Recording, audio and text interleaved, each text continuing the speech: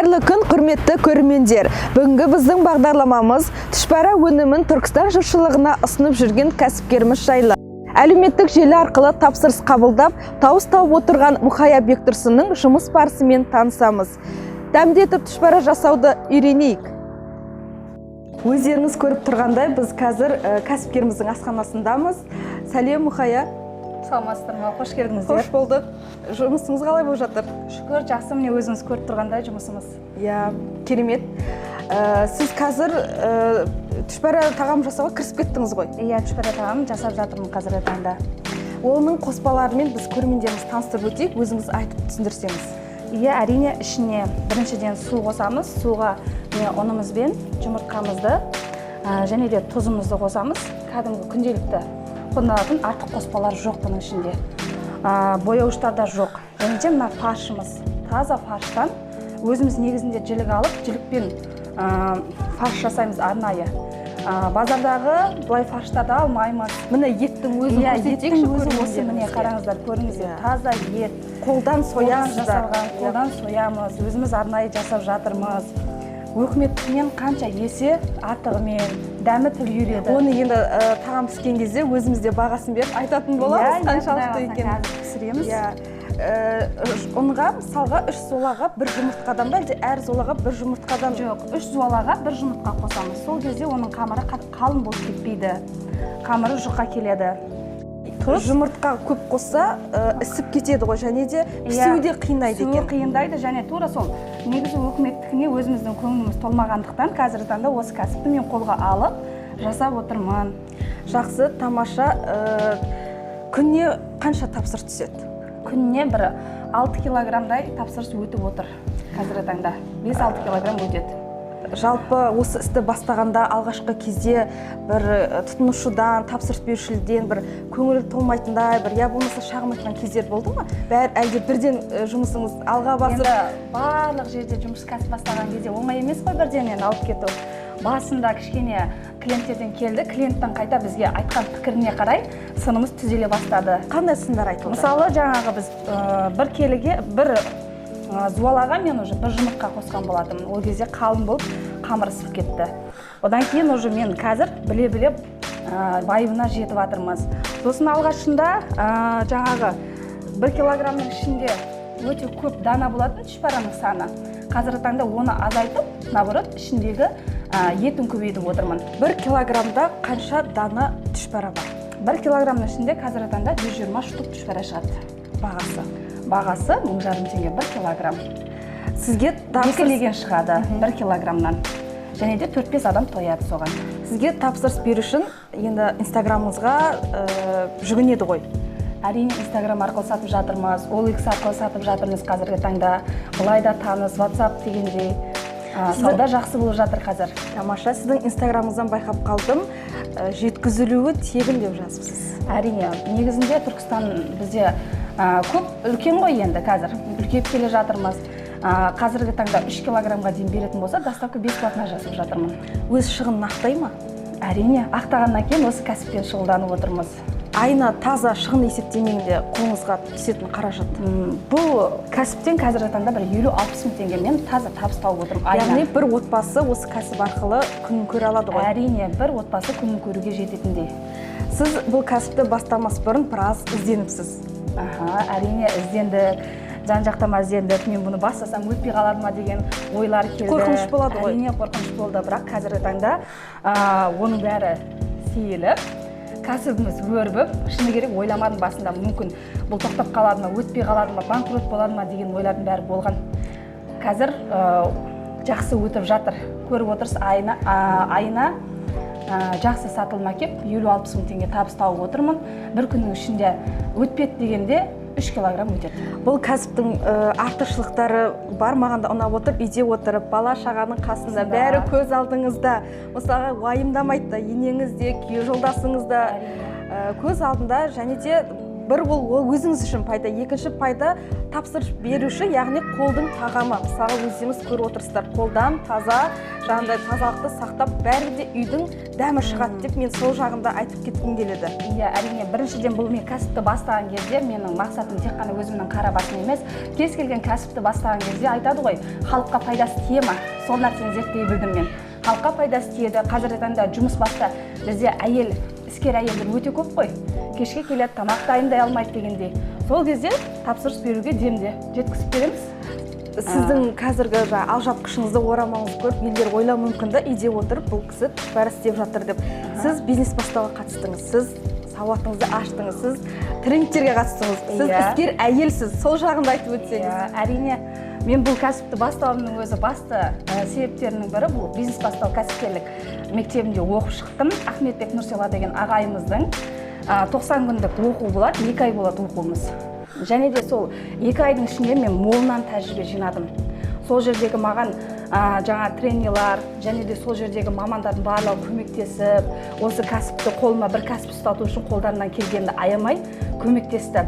Және де осы кәсіпті бастап, қазіргі таңда табысталып отырған жайымыз бар ғой енді. Мен сол жерден көп білім жинадым деп айта аламын. Сіз жеке тренингтерге де қатыстыңыз, сондай-ақ мемлекеттің бағдарламасы бизнес бастауға да қатыстыңыз. Иә. Қанша ақша берілді? Қазіргі таңда осы кәсіп бойынша мен аштым. Ахметбек Нұрсела ағайдың несінен білім жинасам, өкіметтің бизнес бастауына да барып оқыдым, білім жинадым. Және де ол жерде маған өкімет тағы да маған 505 мың теңге қайтарымсыз грант ұтып алуыма көмектесті. Ол ақшаны неге жұмсадыңыз? Әрине, пельмендерді дамытып отырмын ғой қазіргі таңда. Морозилкасын алдым, холодильнигін алдым. Ол үшін маған жаңа жұмыс орныма да апарып қойдым. Маған 2-3 морозилка керек болды. Міне тоңдырып отыруға. Қазіргі таңда мен алдын ала тоңдырып қоямын бұл пельмендерді. Өйткені сұраныс өте жақсы. Сұраныс жақсы болғаннан кейін алдын ала дайын болып тұрсын деп. Сол үшін жаңа морозилкаларымды алдым өкіметтен қайтарымсыз ақша грант ұтып алу арқылы. Тамаша. Енді іске кірісіп, жаңағыдай пісіріп көрейік, дәмінде татайық бірге. Көрейік. Мұқая ханым, енді негізгі бөлігіне көшейік. Бұл тағамның өзіңіз көрсетсеңіз, алдымен сіз көрсеттіңіз, сосын мен соны қайталап көрейін. Бәрі де сіз енді мамансыз ғой, менің үйде істегенім басқаша болады. Және де түрлерінде айтып көрсетіп отырсаңыз. Мына жерде мысалы дөңгелетіп қойыпсыз. Иә, өзім ойлаймын, әйел адам үшін тамақ пісіру деген бұл ең оңай шаруа ретінде болу керек. Ең оңай кәсіптің бірі. Қазіргі таңда енді 2 түрмен бөлуге болады пельмендерді. Біріншісі төртбұрыш, бұл кәдімгі өзіміздің күнделікті үйде осылай істеп жейміз.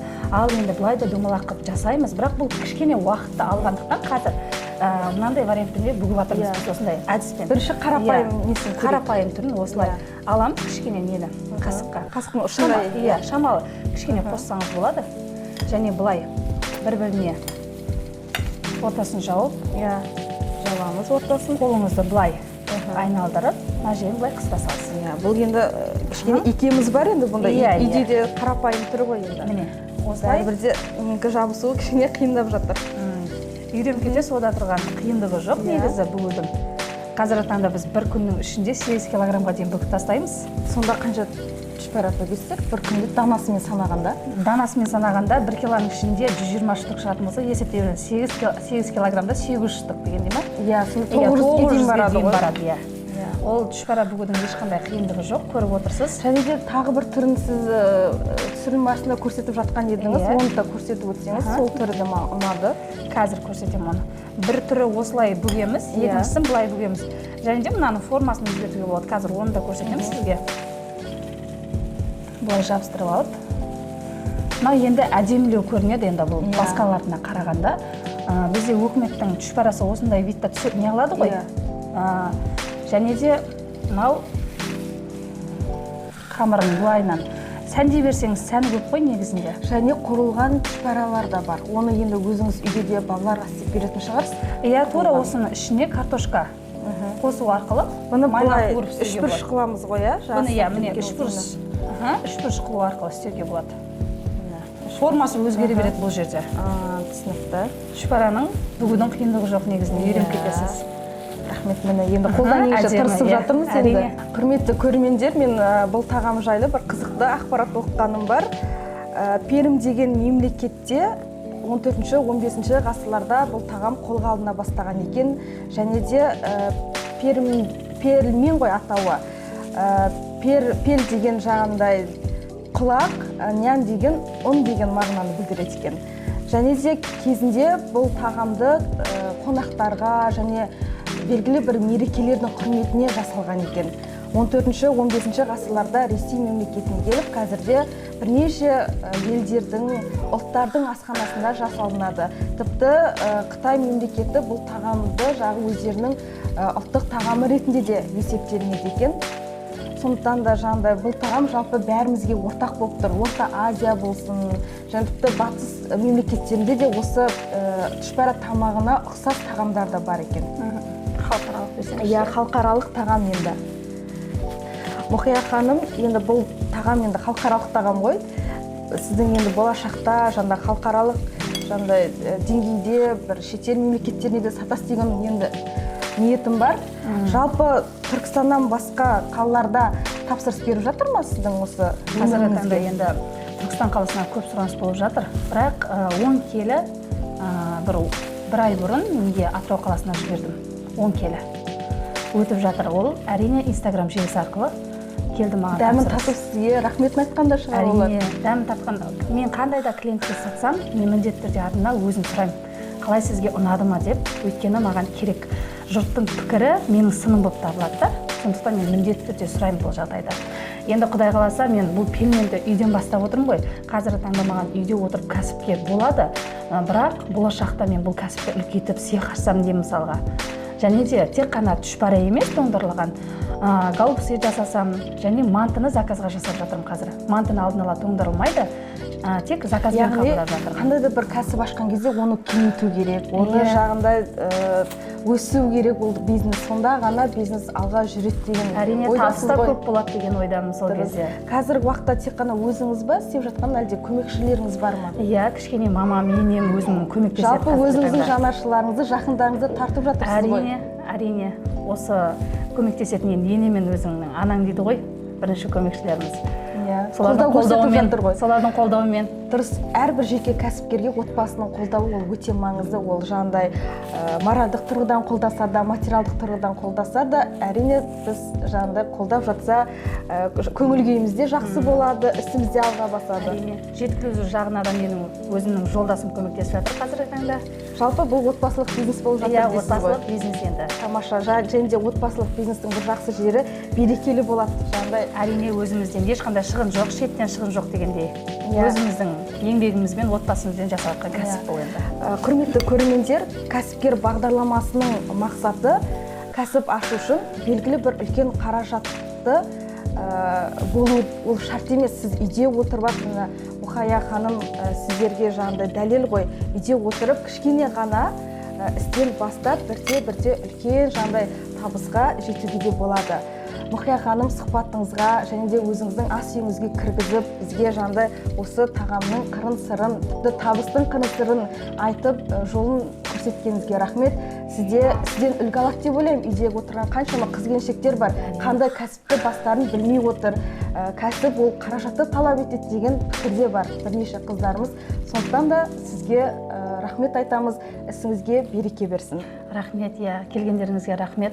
Мен айтамын, ешқандай ақшаны талап етпейді негізінде. Үйде отырып, өзіңіздің қызығушылығыңыз болса болды, главное. Кез келген кәсіпті бастау үшін. Қызығушылық және еңбек. Осы екі нәрсені бірдей қатар алып жүрсе, барлығынан нәтиже шығаруға болады. Қазіргі таңда үйде отырған қыз-келіншектерге, аяулы аналарға айтарым, ешқандай кәсіп бастаудан қорықпай, өзіңіздің бір ойлаған жұмысыңыз болып жатқан болса, ойланбай бастай берулеріңізге болады. Қазіргі таңда Түркістан бізде облыс болғалы дамып келе жатыр, және де нарық бос. Қандай да кәсіп бастаймын деген адамға нарық өте бос. Менің кәсібімді бастасаңыз да болады, басқа кәсіпті бастасаңыз да болады. Және де қазір бізде өкімет тарапынан көмек айттым, грант бөлініп жатыр дедім. Басқа да платный оқулар бар, ақылы түрде оқимын десеңіздер. Солардың бәріне барып, оқып, біліміңізді шыңдап, ары қарай жетілдіріп, кәсіп бастауларыңызға өте көп мүмкіндік бар біздің Түркістан қаласында. Енді сіздерге өзімнің жасаған түшпәрамнан ауыз тигіздіріп, дәм таттырайын, баға беріңіздер.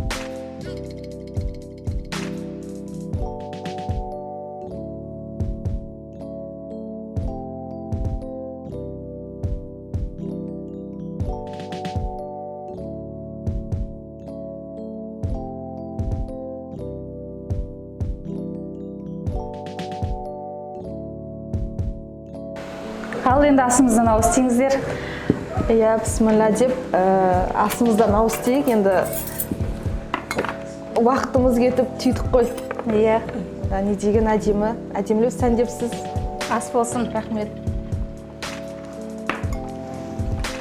Өте дәмді, керемет. Мұқая ханым бізді қонақ етіп, дастархан жайғанымызға жалпы уақыт бөліп, сұхбат беріп, жоспарыңызбен, жалпы табыстың көзін, қырын сырын айтып, бөліскеніңізге, сұхбат бергеніңізге алғыс айтамын. Құрметті көрермендер, бүгінгі осы, сау саламатта болыңыздар.